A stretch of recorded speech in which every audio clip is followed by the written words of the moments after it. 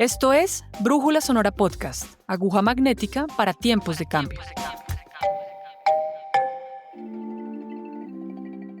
Hola, en nuestras temporadas 1 y 2, en 2020 y 2021, produjimos 3 episodios sobre transición energética justa, y el tema era importante, pero ahora es más urgente. Por eso, en esta quinta temporada profundizaremos en el tema desde diferentes frentes y con diferentes perspectivas, comenzando por entender bien qué es la transición energética justa, cuál es su propósito, por qué nos debe importar y cuáles son los desafíos para hacerla posible en América Latina. En este episodio, 4 voces enérgicas y apasionadas de Chile y Panamá nos compartirán luces y sombras sobre la transición energética justa. Yo soy Mariana Rojas Lacerda. Bienvenidas y bienvenidos.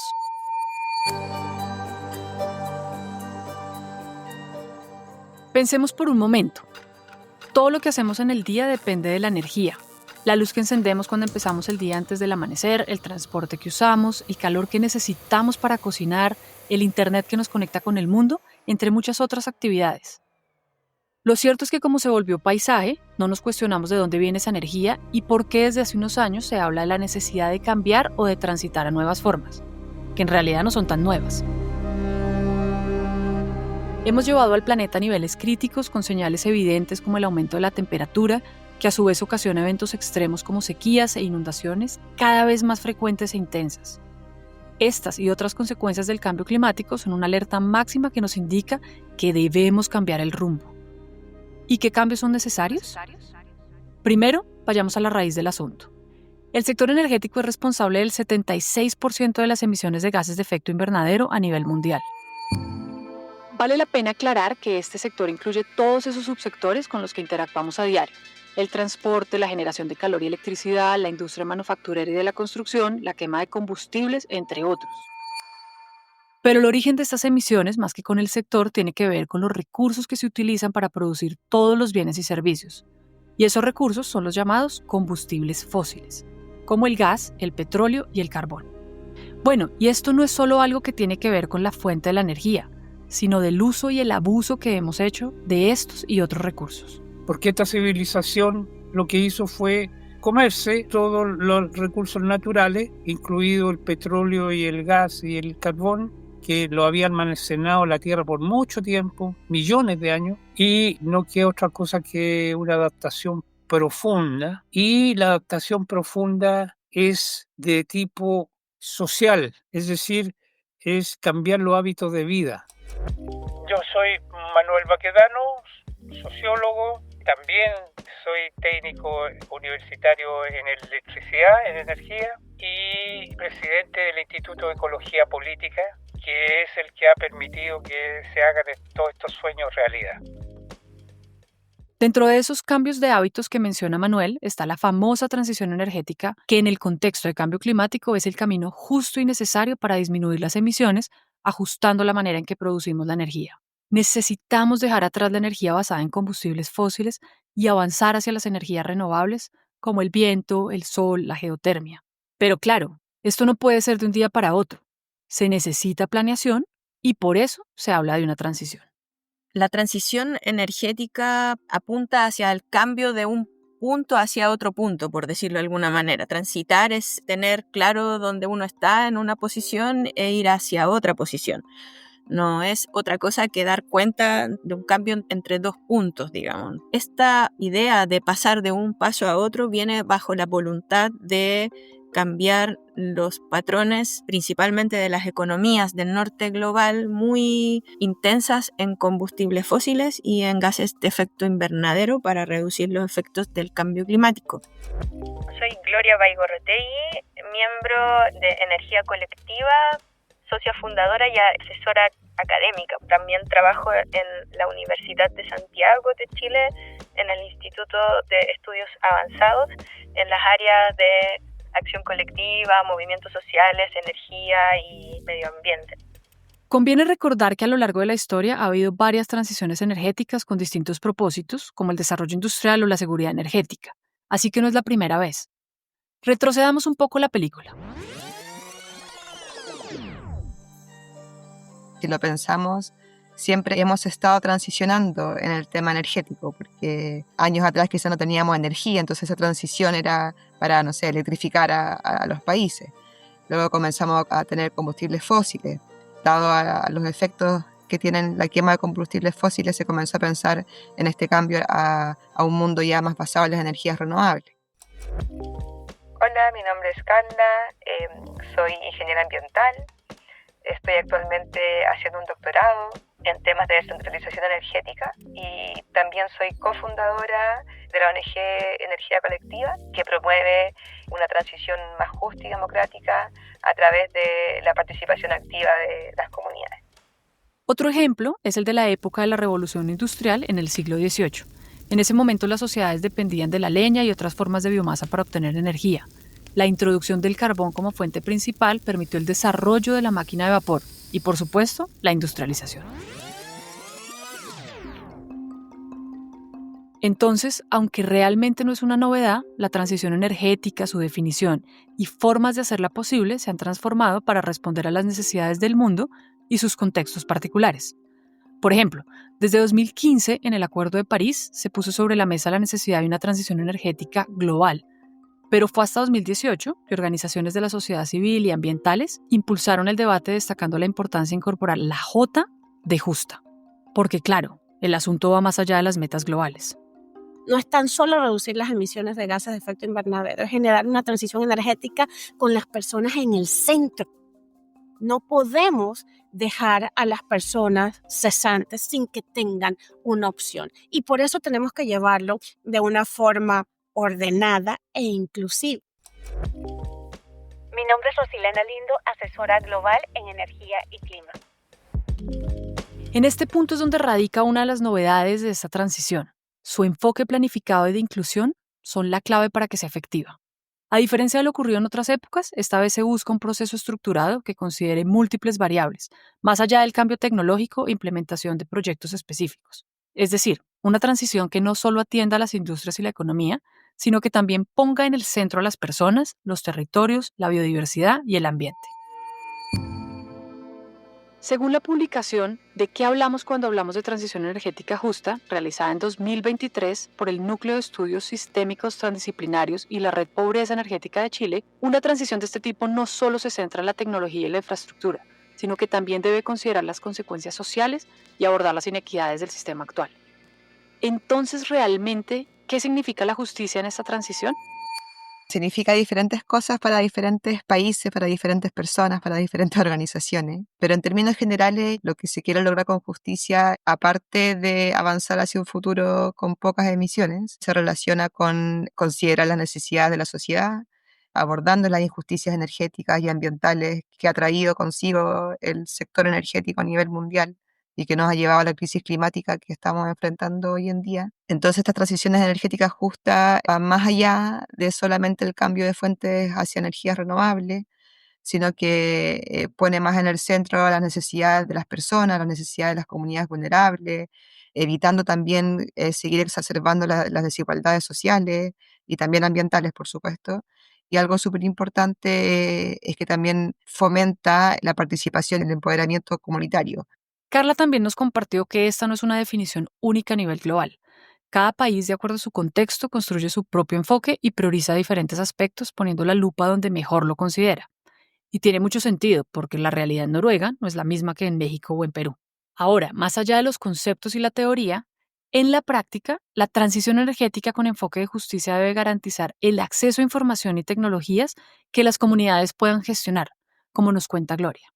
Entonces, la justicia, justamente desde nuestra perspectiva, tiene que ver con la política que se abre para las personas, los conocimientos que se abren para poder manejar y mantener. Yo creo que mantener y reparar son cosas claves en términos de este tipo de justicia, donde si pasa cualquier cosa con estos sistemas, uno no se vea a manos atadas y pueda resolverlo situadamente. Para el caso de la generación eléctrica, la transición no solo implica reemplazar las fuentes de energía y dejar atrás el gas, el petróleo y el carbón, sino también repensar quién la produce y cómo. ¿Y esto qué quiere decir? Significa fomentar proyectos de pequeña y mediana escala desarrollados por y para las comunidades, En pocas palabras, descentralizar la generación de energía e impulsar la inclusión comunitaria con todo lo que eso implica.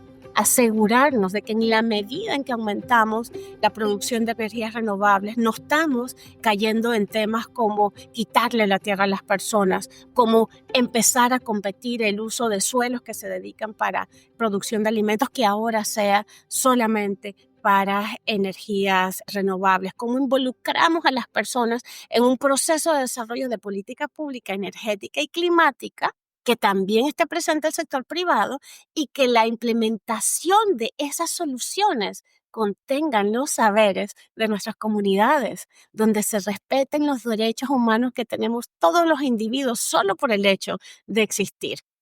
El desafío es cómo lograrlo en una región con tantas complejidades relacionadas, como el acceso limitado o desigual a la electricidad y la dependencia de los combustibles fósiles, entre otras. Por un lado, en América Latina, 16.1 millones de personas aún viven sin electricidad y 90 millones de personas cocinan con leña y carbón, según un foro sobre transición energética organizado por CEPAL en 2023. Y por otro lado, persiste el gran desafío de la dependencia económica de los combustibles fósiles para muchos países de la región. Un par de cifras solo para hacernos a la idea. En Venezuela, los combustibles fósiles constituyen el 90% del valor total de sus exportaciones, mientras que en Colombia son el 51% y en Ecuador el 29%. Los retos para cualquier caso son energéticos, económicos y socioambientales. Hay todo un desafío para nuestros países para que los conceptos de justicia estén situados y localizados en territorios y que no sea solo verde a la salida de la chimenea, porque eso nos afecta mucho en términos de que hay muchas cosas que se omiten en esa contabilización de lo verde y de lo justo.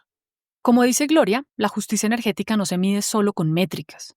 Sus verdaderos resultados e impactos solo pueden evidenciarse en el territorio. ¿Y de qué manera? Pues a través de soluciones concretas. Una pausa antes de pasar de la teoría a la práctica. Es momento de recomendados y hoy les quiero invitar a escuchar Micrófono Climático, el podcast de Climate Tracker, la red de periodistas climáticos más grande de América Latina. Me gusta porque en cada episodio explora cómo la crisis climática transforma la región a través de análisis comprensibles sobre los grandes desafíos del planeta e historias de quienes enfrentan sus impactos. Desde bonos de carbono hasta conflictos ambientales, pasando por cumbres climáticas y otros temas, Micrófono Climático cuenta lo que realmente está ocurriendo en América Latina. Si te interesa el periodismo climático y quieres entender los cambios que enfrenta la región, este podcast es para ti. Encuéntralo en tu plataforma preferida para escuchar podcast. Te dejamos el link en la descripción del episodio.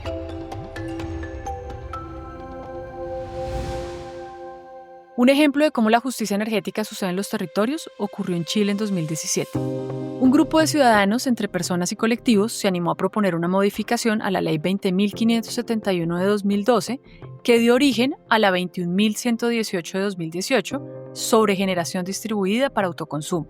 Manuel, uno de los activistas ambientales chilenos más importantes de los últimos años, nos cuenta.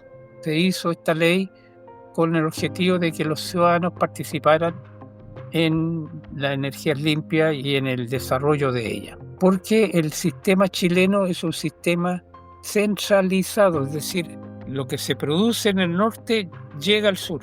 Está todo conectado. Cuando se nos empezó a ocurrir la idea de, oye, pero ¿por qué esta ley no permite hacer proyectos comunitarios? Con Manuel y Daniela preparamos un escrito a la Superintendencia de Electricidad y Combustible. Fuimos a presentar con un PowerPoint así para hacer proyectos comunitarios. Yo trabajaba en el servicio público y Daniela con Manuel trabajaba en el Instituto de Ecología Política. Y bueno, nos cerraron la puerta en la cara. Nos dijeron que estábamos locos, que era imposible, que técnicamente era imposible. Pero no se rindieron. En alianza con actores políticos siguieron trabajando para dar forma a la propuesta. Carla continuó apoyando la redacción técnica de algunos artículos, mientras que la gestión de Daniela, Manuel y otros actores políticos permitió avanzar seriamente las discusiones en el Congreso chileno. Y fue así como el 17 de noviembre de 2018, luego de casi 2 años de ires y venires, se publicó oficialmente la ley. Bueno, yo creo que una de las cosas que recuerdo es cuando nos tomamos las fotos, toda la gente, eran como 100. ¿Ah? Estábamos muy contentos porque en ese momento nos reunió en una asamblea general, dijimos esto está marchando y nos tomamos una foto colectiva y ahí nacía, para mí, sentí que ahí nacía esta energía ciudadana, porque era gente de todos los ámbitos. La Ley 21.118 le otorga el derecho a la ciudadanía de generar su propia energía a partir de fuentes renovables no convencionales, como la solar y la eólica, bien sea de manera individual o colectiva, y permite descuentos y reembolsos en la facturación eléctrica para clientes que inyecten energía al sistema. Gloria nos explica más al respecto. Entonces quedamos en manos de las distribuidoras y de que ellas hagan la contabilización y por tanto que ellas nos faciliten todos los mecanismos y operativos para que podamos como ciudadanos conectarnos a sus postes de distribución, porque no es como que cualquiera pueda hacer un poste. Entonces todavía es territorio de las distribuidoras y eso es todo un tema. Y de ahí es que tenemos que seguir trabajando sobre ello, pero lo que hemos hecho y nos ha tenido estas influencias en términos de generar y hacer proyectos que generen en términos compartidos, generación distribuida compartida, que le colocamos ese nombre, que es muy en la línea también que están trabajando ahí en Colombia, con esta idea de que la gente que comparte un mismo sistema de distribución pueda inyectar y que se devuelvan en sus boletas y sean retribuidos la inversión que se hizo para todo eso. Y eso no es menor. Eso se necesita apoyo estatal para eso. Aunque no es una ley perfecta, sí es un paso importante en términos de política pública que promueve la participación ciudadana en Chile y permite la distribución de beneficios. ¿Pero qué ha sucedido después de la ley? ¿Qué representan estos avances en política pública para nuestra región? Medir el impacto de la Ley 21.118 en Chile no es fácil, y el mapeo de proyectos colectivos o comunitarios es complejo. Y aunque Carla, Gloria y Manuel coinciden en que fue un avance, todavía hace falta trabajo. Institucionalmente están los elementos y podría permitir un desarrollo importante de la energía ciudadana, pero no ha sido ocupada porque hay una concentración muy fuerte de poder. Y entonces, en ese sentido, son las compañías las que han tenido el gran interés. Y los dueños de las compañías aquí, todas son extranjeras o de la minería, es decir, que la minería que también son empresas extranjeras. Así que falta una democratización. La democratización no es más que acercar la energía a la gente y permitir una participación activa. Un ejercicio que en energía colectiva donde trabajan Gloria y Carla llaman desexpertizar estos temas. Por eso su trabajo se ha enfocado en fortalecer capacidades, hacer pedagogía e incentivar la participación ciudadana en la transición energética, porque es ahí donde realmente es posible transformar el fondo del asunto e incorporar la J de justicia. Es lo que se busca, es lo que se plantea en los escritos, en la literatura, que una transición energética justa también debiese equilibrar esas dinámicas de poder y en todos los niveles, dinámicas de poder desde el norte global al sur global, entendiendo al norte global como los países más desarrollados que constantemente han hecho uso también de la materia prima de los recursos naturales de países menos desarrollados como Latinoamérica y como África. Esa desigualdad de poder global, en primer lugar, se cuestiona que existe y se plantea que se debiese disminuir si tenemos todos, si pensamos en esta transición más justa y democrática. Y también las desigualdades internas de cada país. Y claro, al permitir que la ciudadanía participe más activamente, eso hace que pueda tomar decisiones, que pueda involucrarse más. Eso permite también que yo como ciudadana pueda decidir si quiero optar por una fuente de energía más limpia y que me sea fácil decidir, también que sea accesible, por supuesto. Y eso va a hacer que mi calidad de vida pueda mejorar de manera más directa y no tenga que esperar que el gobierno de turno tenga una ley que me permita mi casa esté mejor aislada o que yo tenga la opción de tener un panel solar en mi casa o también de que la cuenta de la luz me salga más barata y así poder usar ese dinero en otras cosas, en otras necesidades. Así como Carla en Chile, Rosilena desde Panamá coincide en el potencial que existe en la transición energética con enfoque de justicia. A eso nos referimos cuando hablamos de transición energética justa. No es tan solo el acceso a la energía limpia y ya, no. Es el poder transformacional que hay detrás de la energía renovable y el potencial que tiene para cambiar vidas siempre y cuando vaya organizado en torno a las comunidades para crear bienestar y que esto sea sobre todo en un espacio sostenido en el tiempo. Este poder transformador solo es posible con el trabajo articulado de muchos actores: la sociedad civil, la academia, las organizaciones especializadas y, por supuesto, los formuladores de política y tomadores de decisiones. La voluntad política no es solo necesaria para los proyectos locales y comunitarios, urbanos y rurales. Es un pilar fundamental para lograr una transición energética justa, planeada a mayor escala y que sea efectiva. Con una visión política sólida entre los países que impulsa y permita sumar esfuerzos para una integración regional, Latinoamérica tiene la oportunidad de convertirse en una región interconectada y renovable, aprovechando su potencial en esta transición.